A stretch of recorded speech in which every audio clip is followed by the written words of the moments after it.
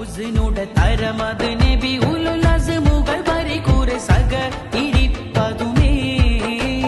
കാറ്റും കുയിലും തകിലീലോതി പാരിൽ ചുറ്റിയ മധുമാസം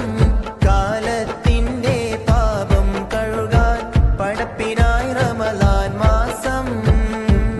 നാളിലെ നോമ്പിന്റെ പോരിശ കഥയിലൊന്നും ഒതുങ്ങൂല 30 നാളിലെ നോമ്പിൻ പോരിശ കഥയിലൊന്നും